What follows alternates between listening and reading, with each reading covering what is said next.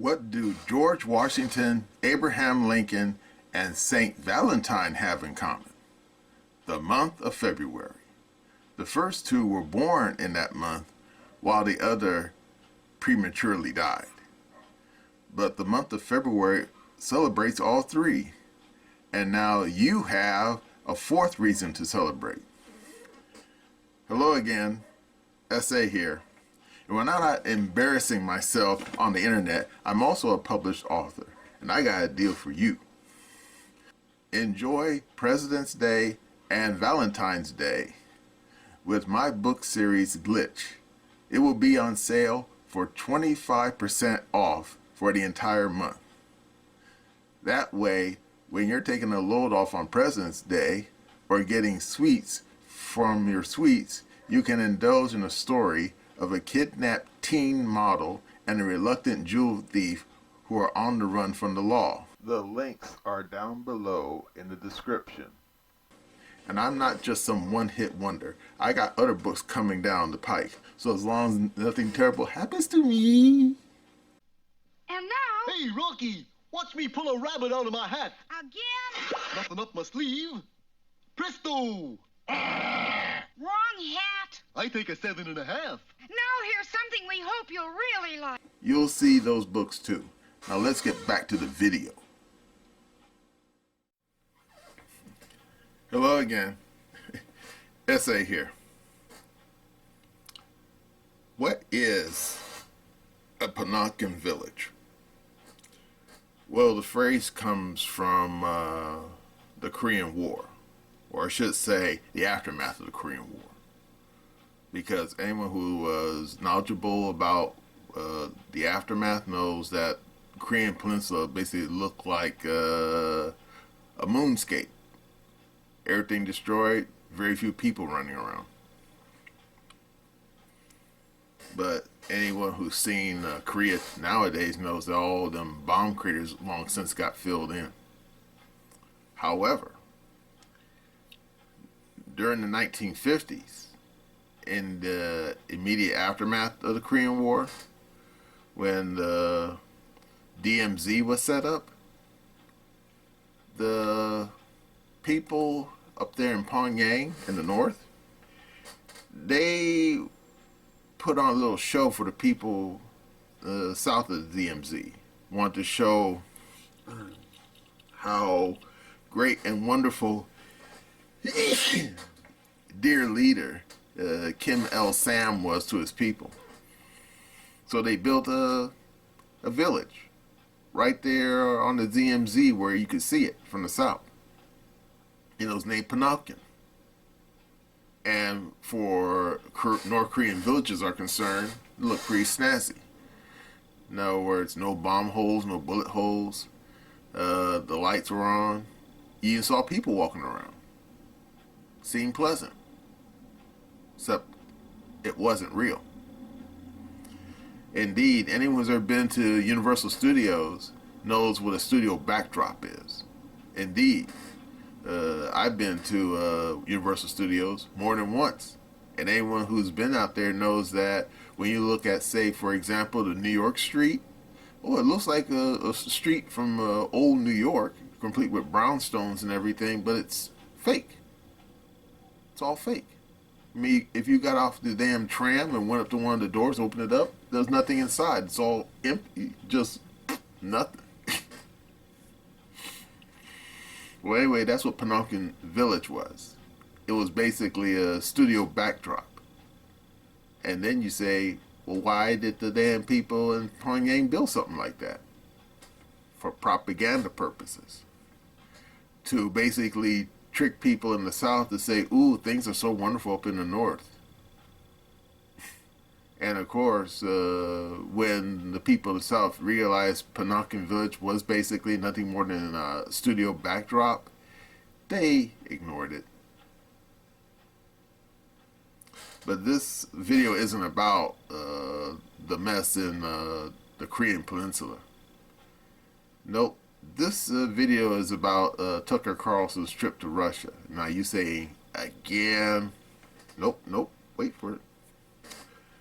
No, because Tucker while he was there to interview the old big bad voodoo daddy himself, that wasn't the only thing he did while he was there.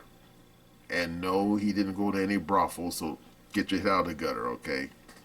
Just don't go there. Nope. Tucker, he went to the local Subway. And no, I don't mean the sandwich shop either. Besides, I don't think they have any Subway sandwich shops in Russia, but no, he went to a proper Subway, with a train. And then he went to a supermarket, a proper supermarket. And according to Tucker's own words, he got radicalized. And no, I don't mean radicalized like that.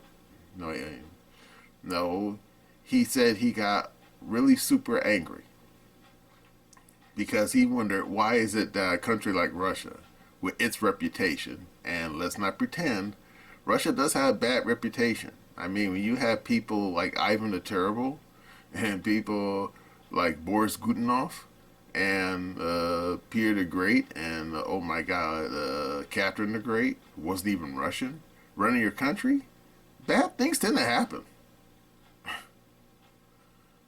Indeed, anyone who's been paying attention recently probably heard that guy Navalny. And you say, oh, him?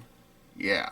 The guy who died mysteriously under mysterious circumstances? Yeah. And of course, that's typical Russian history.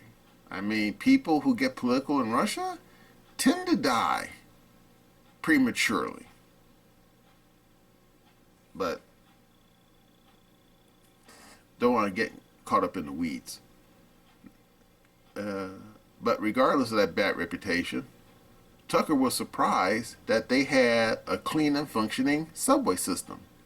No bums, no turds, no rats running around, no homeless people looking to jack you for your milk money, and no one pissing in the damn corners.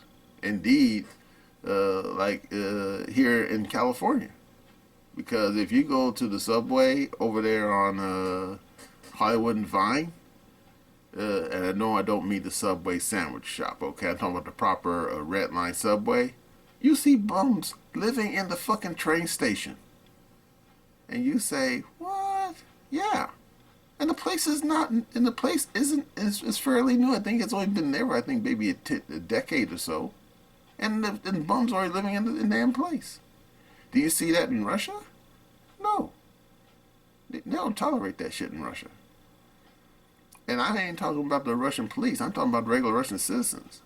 I guess Russian citizens don't want to see bums hanging out in their subway stations. So they basically run the people away from there and say, yeah, to get out of here, you bums. But the thing that really put the zap on Tucker Carlson's head was supermarket. Because Tucker said that his father used to work for the State Department back in the 80s, back in the bad old days of the Soviets. And he said he used to have brownouts all the time, and the supermarkets had like no food in them. Indeed, I saw some of that footage back in the 80s. And I couldn't believe it either. I mean, the damn supermarkets were like empty. They didn't have fucking bread. And I'm thinking, wow, that's bad. Because I remember back as a little kid, I remember seeing this old political cartoon. And it showed a picture of a wheat field. And it had a sign next to the wheat field that said, welcome to Kansas. And right below the sign said, welcome to Kansas, it said, the breadbasket of the Soviet Union. I remember that cartoon. And at the time, I didn't quite understand what that meant until I found out later. That apparently, even back in the 1970s, the Soviets were so unbelievably incompetent that they couldn't even grow enough food to feed their people. So they were coming to the United States, of all people, to buy wheat. That's pretty bad, especially considering the fact that this was back during the Cold War. I mean, you would think that the Americans would say, fuck you, go away. Or at the very least, they'll say, okay, we'll sell you some wheat, and then the Americans sit there and then take a piss on the wheat and say, yeah, pee on you, that's what you get. But nope, according to the history books, we did sell the Soviets wheat. but we asked for it, them pay for it in gold. And I said, okay, I see where that's going. Yeah, I gotta remember, that was back during the days of Ford. And Ford, being a Republican, yeah, he probably said that, yeah, selling food to the Soviets is probably not a good idea, but if we ask for it in gold, hey, cha-ching, it's money for us. So there you go. But when Tucker went to a supermarket in modern Russia, he was shocked. Not only was the store shelves full of food, but guess what? It was cheaper than in the United States. And he couldn't believe it. He said, why is the food so cheap here? Isn't it obvious? The cost of living index is just lower in Russia. I mean, I've known that for a while. In fact, I'm going to show you some real quick clips, okay? And one of them is from Tucker, but some are from some other people who currently live in Russia. Are you ready? Here we go.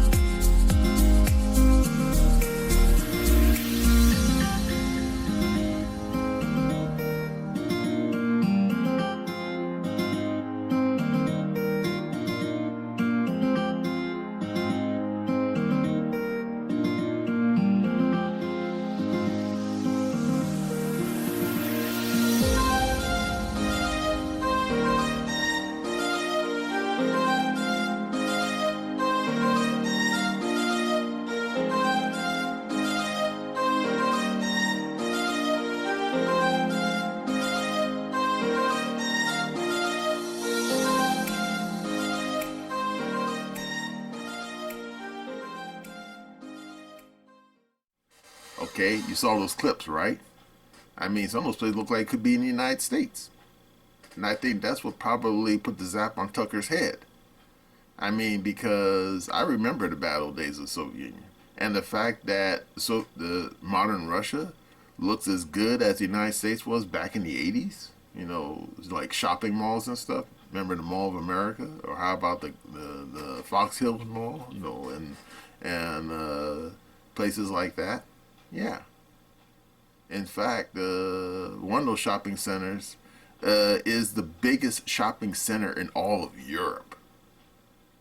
That's a big deal, especially consider the fact that I think it was the Italians that built one of the very first shopping malls ever back in the, I think it was the 1880s, 1890s.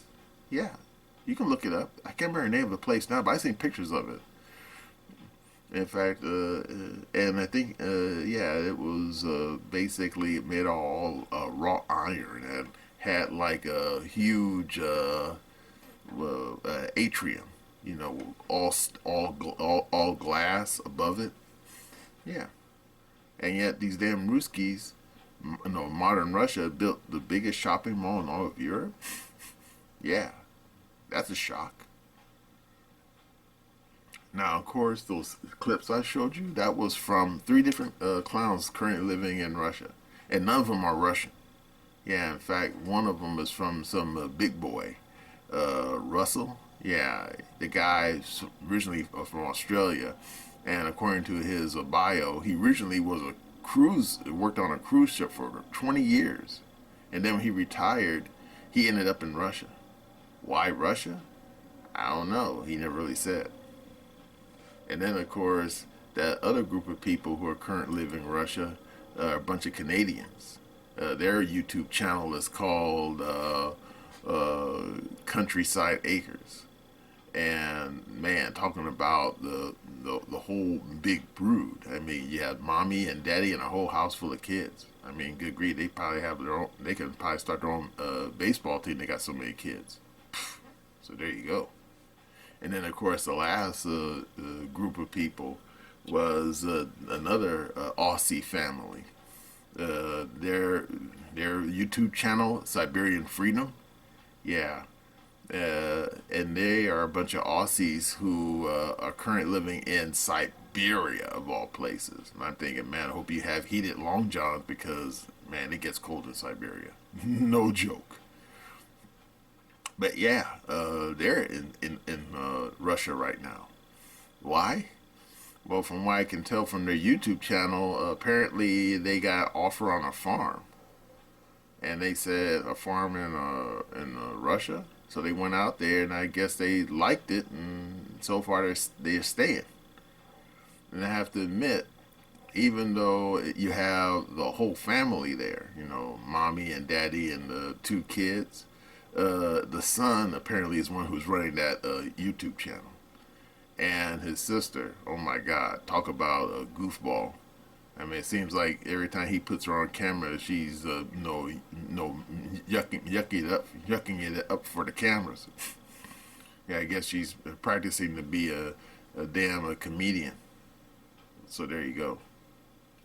Yeah, but I'll leave links in my description. That way you can look at their videos for yourself if you're interested. But yeah.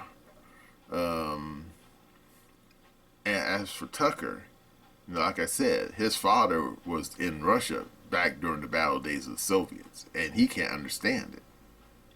And I'm thinking, yeah, well, modern Russia isn't the old Soviet Union. Problem is, some people still think it is. I ain't just talking about the stupid neocons either. Because some people criticize Tucker's, videos showing the clean subways and the, plentiful, supermarkets in Russia and say, oh, it was some Potemkin village. Are you kidding me? Do those damn food on the damn store shelves look like they're all like a fake backdrop to you? Like something out of that old James Franco film, The Interview? I mean, did you see that film? If you did, you remember that one scene where James Franco went into he thought was a a convenience store in North Korea, and he found out the whole thing was fake. Even the damn fruit on display was like wax fruit. It was fake. Well, guess what? That's not what's happening in modern Russia. Everything you saw there was real. None of it was fake. So why these people sit there and say that Tucker was being fooled by the Russians? Because these people are stupid. Their mindset is still back into the bad old days of the Soviets, when the people had no money and had no food, and all they were doing just wasting their time building weapons for a world war that never arrived. Yeah. So there you go. Now, when I first saw those videos of Russian supermarkets, I was shocked too.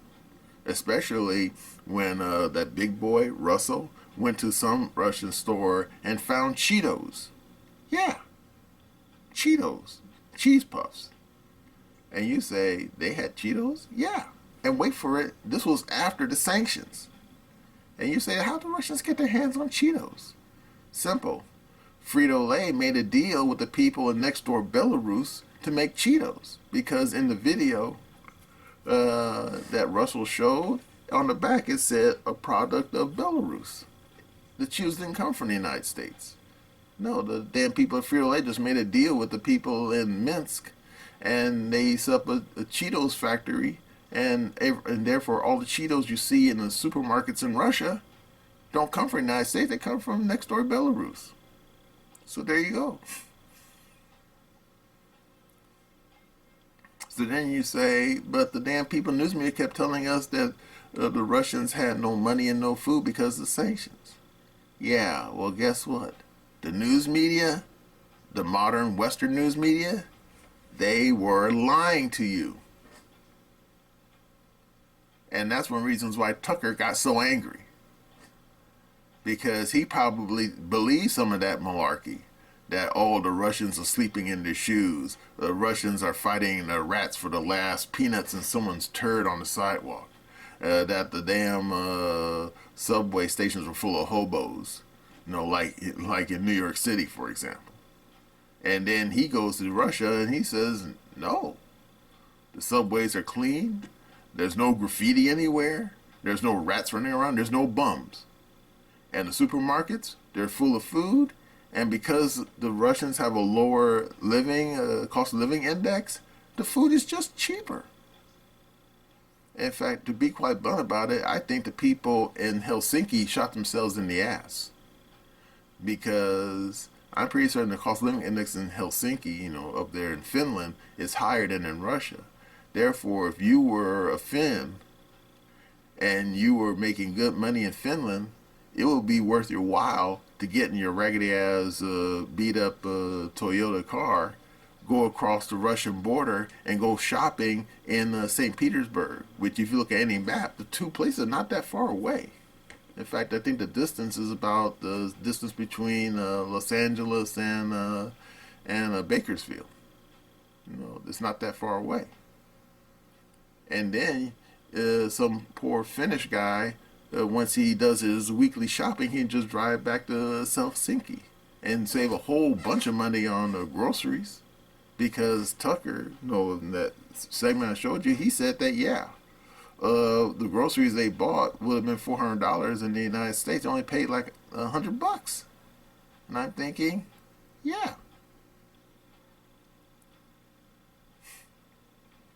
And yet these people in the news media somehow think it's fake. Just...